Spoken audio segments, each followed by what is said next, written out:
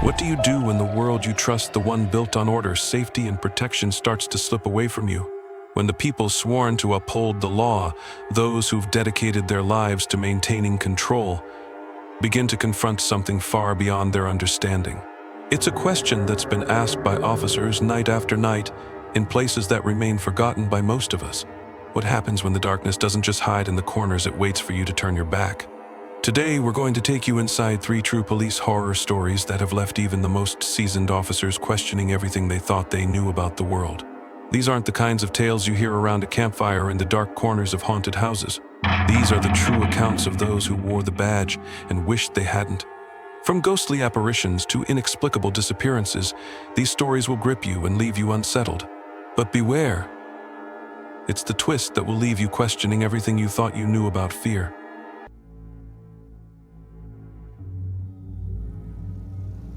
Late at night, when the world outside is cloaked in darkness, the sounds of the past seem to echo louder than ever.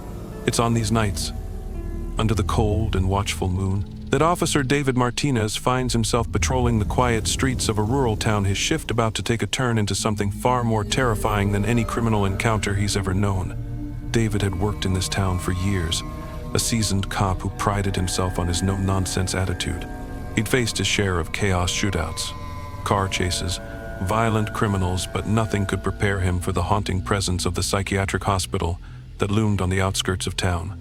The hospital had been abandoned for years, the walls now riddled with decay, and yet it still held a dark power over those who dared to pass it. David had his reasons for avoiding the hospital. When he was a young cop, fresh on the force, something terrible had happened there, a case that he couldn't quite shake, a memory that kept him up at night. But tonight, those memories are the last thing on his mind, or so he thinks. The radio crackles to life. A call comes in. A suspicious figure spotted near the hospital, despite there being no one scheduled to be anywhere near the site. David's grip tightens on the steering wheel as the dispatcher gives him the details. "Dispatcher, we have reports of movement near the old psychiatric hospital. No units in the area. Can you check it out, Officer Martinez?" David hesitates. His heart pounds in his chest. His mind flashes back to the incident years ago, the night that changed everything, when the hospital had been alive with activity, but something had gone terribly wrong. It was a case of mistaken identity, a call that led him to confront a dangerous patient who nearly ended his life. But tonight, David is determined to face the fear that has followed him. He's no longer the rookie cop he once was. He's seen too much, done too much. He's ready to confront whatever is out there, or so he believes. As David approaches the hospital, his nerves start to fray. The strange sounds continue to echo from the building, muffled cries, the faint sound of laughter, whispers that seem to move through the cracks in the walls. Something feels off. He hesitates at the edge of the parking lot, staring up at the dark windows that are now filled with movement, shadows shifting behind broken glass. David takes a deep breath, his mind racing. His instincts tell him to turn around, to drive away from the hospital and never look back, but duty calls. He pushes open the car door and steps out into the freezing night, the gravel crunching beneath his boots. As he moves toward the hospital entrance, his steps slow. The wind picks up, the groaning of the building becoming more pronounced, almost as if the hospital itself were alive. He can't shake the feeling that he's being watched. Every movement of the wind feels like someone's breath on the back of his neck. David enters the hospital, his flashlight casting weak beams of light across the darkened halls. The air is thick with dust, and the floor creaks underfoot as he moves cautiously forward. But as he moves deeper into the hospital, he begins to hear voices, low, muffled murmurs that seem to come from nowhere and everywhere at once. "David, come closer. I've been waiting for you." David freezes, his heart hammering in his chest. His flashlight flickers, casting erratic shadows across the walls. He's in the main hallway now, the eerie feeling of being watched overwhelming him. His hand tightens around his flashlight as he moves toward a door marked Records Ray. Inside the records room, old files and psychiatric records are scattered across the floor. David steps into the room and begins to sift through the papers, his flashlight illuminating patient names, medical notes, and reports. But then, one record catches his eye, a final file that seems out of place. The name on the file is his own. David bends down, heart racing, and opens the file to reveal detailed reports of his own involvement in the hospital years ago. His name is circled over and over again. His own signature on the papers. The notes in the report are chilling references to his past, to that incident. But the last entry, written in frantic handwriting, is the most chilling. "I've been waiting for you." David spins around, his heart in his throat. Standing in the doorway is a figure, a man. His face is shadowed, but the look in his eyes is unmistakable, a patient David had long since thought forgotten. A man he had confronted all those years ago. A man who had nearly killed him that night. The figure moves closer, and David steps backward, his mind racing. He can't move. He's frozen. The last time he saw this man, he thought he was dead. But now, the past has come alive again. What happens next? Is this David's fate, or is something more powerful at play?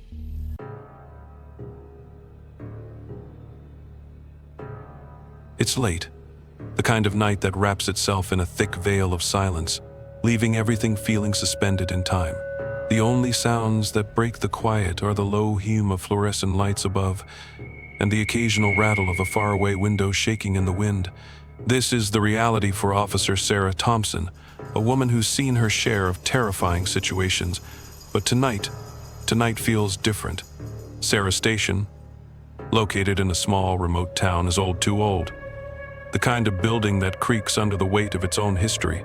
The kind of place where shadows seem to stretch unnaturally long, and even the most seasoned officers find themselves glancing over their shoulders.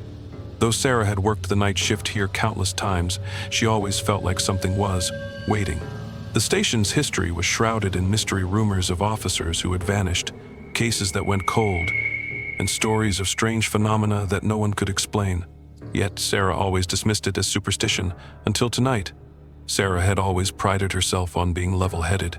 She'd faced danger head-on, confronted criminals, and kept her composure. But tonight, that same composure seemed to be slipping. The hairs on the back of her neck prickled as the sound of footsteps echoed down the hall behind her. Slow, deliberate. But when she turned, there was no one there. Her pulse quickened. Rational thoughts raced through her mind. It's just an old building. Maybe it's just the wind. But as she continued down the hall, the footsteps followed. Not ahead, not behind. Just with her, matching her pace. Her anxiety mounted as her every step seemed to echo louder than the last. A sudden, jarring sound from the front desk jolts Sarah. The phone rings, its shrill tone piercing the silence. She picks up the receiver, nothing but silence on the other end. Her breath catches. She places the phone back down, shaking her head, trying to push the feeling of dread from her mind. It's just an old station with faulty lines, right? But as she walks down the corridor, a cold breeze sweeps past her, making her shiver in the otherwise stagnant air. The room ahead seems darker than usual, the shadows deeper. With each passing moment, the station grows colder, and the stillness presses in on her, making every breath seem heavier. At the end of the hall, Sarah stops in front of a filing cabinet, the one labeled cold cases. She runs her fingers over the yellowing papers, the brittle files of missing persons, old unsolved mysteries. Her eyes stop on a file that she doesn't recognize. It's old. The file is practically falling apart. She pulls it out and begins to read. It's a case involving a missing officer, Officer Mark Grayson, who vanished from this very station nearly 30 years ago. No one knew what happened to him. No clues, no evidence.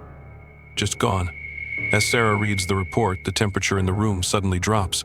A chill crawls down her spine. The lights overhead flicker erratically, casting long, jagged shadows on the walls.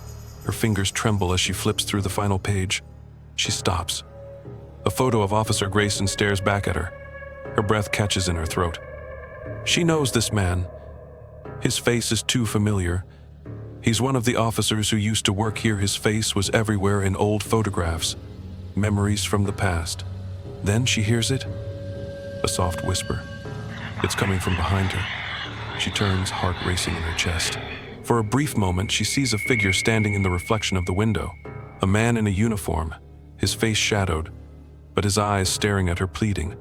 But when she spins around to confront him, the room is empty. No officer, no figure. A thing. The whisper continues. Help me. A loud bang shakes the walls, sending Sarah stumbling back in terror. Her eyes dart around, her breath shallow, panicking. The room feels like it's closing in on her. The door slams shut behind her. The footsteps, once distant, now feel like they are right next to her, growing louder, faster. She glances around, looking for an escape. But the walls seem to close in. Her heart pounds in her chest. Every noise amplifies the fear. What happens next will haunt Sarah forever.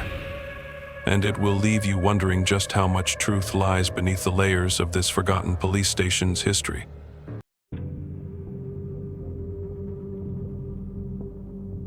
It's the early hours of the morning, long after most have gone to sleep, and the world outside is quiet. But inside the dispatch center, there's no rest. The job never stops, especially in the small, isolated station where Officer Mike Stevens works. A young and eager dispatcher, Mike is still learning the ropes, still adjusting to the unspoken rules of the night shift, rules that his older colleagues have warned him about. Don't be alone after midnight, they told him. There are things that happen here that can't be explained. Dispatchers disappearing, calls from places that don't exist, things you won't want to know. But Mike was new to this world, new to the isolation of the graveyard shift, and his confidence had yet to be shaken. He didn't believe in stories. He thought they were just old tales passed down to spook the rookies. He'd soon learn how wrong he was. The night began like any other. Mike sat at his desk, flipping through the local reports, his fingers tapping absent-mindedly on the surface. The only sound was the occasional crackle from the radio and the low hum of the computer system. But then, out of nowhere, the radio crackled to life. A woman's voice came through, distorted and muffled at first. "There's been an accident. I can't. Please hurry." Mike's eyes darted to the dispatcher's map on the wall. The woman's description of the location sounded familiar, but as Mike checked, he realized something was off. The area she described hadn't seen a car accident in years. It was a quiet stretch of road with no major incidents, certainly nothing that would explain the woman's distress. His fingers hovered over the radio controls, trying to get a clearer connection. But the voice grew more desperate, more frantic, as if the woman was getting closer to the edge of reason. "You don't understand. It's too late. Please help me." Is he still out there?"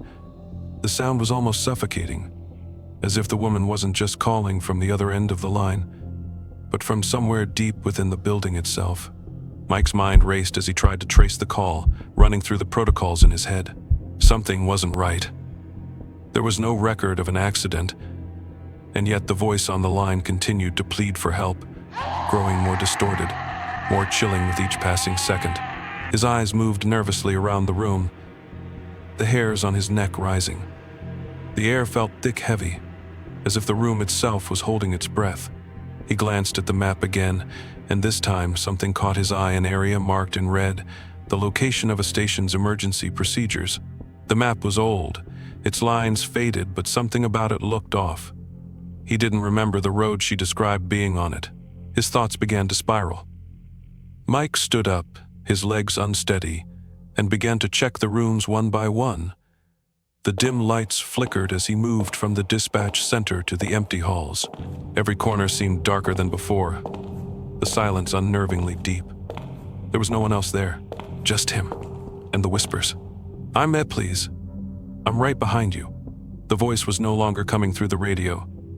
It was in the room with him, growing louder, closer. He turned, his heart racing, but the room was empty. No woman, no presence, just the cold, empty hall stretching before him. Mike stumbled backward, his mind trying to make sense of what was happening. But as he turned around, the whispering voice came again, this time closer, more personal. "Mike, I'm right behind you." The call had ended. The line went dead. What would you do if you were in Mike's shoes? Trapped in a station, alone with something far beyond your understanding, something that wasn't just a voice, but a presence that defied explanation. Could you survive? What would you do in Mike's shoes? Would you have the courage to stay? Or would you flee the station before it's too late? Let me know your thoughts in the comments below. And remember, not everything you hear is coming from where you think it is. From haunted stations where officers face unseen forces, to the chilling voice of a phantom dispatcher calling from the depths of the night, to the terrifying encounter with a past that refuses to stay buried. These stories reveal a side of law enforcement that few have ever dared to imagine. These aren't just tales for the faint of heart. These are true stories, experienced by those who wear the badge, who patrol the streets, and who confront danger every day, but who also find themselves facing something far more sinister, something beyond their understanding. Think about it. What happens when the men and women who protect us encounter a terror they can't fight, a darkness they can't control? What do they do when the rules no longer apply, when they realize the real horror lies not in the criminals they chase, but in the unexplainable forces that lurk in the shadows? And what if these stories aren't just fiction? What if every police station, every law enforcement agency holds its own dark secret, its own ghostly presence that no one can explain? And as for our final story, there's one officer still waiting for their shift to end. They just don't know it yet. And neither do you, because in the world of law enforcement, the most terrifying monsters are often the ones who walk among us, hidden in plain sight. If you want more terrifying true stories that will send chills down your spine, make sure to hit that subscribe button. Trust me, you won't want to miss the next chilling tale that's waiting to be uncovered. Stay tuned, because the darkness is never far behind.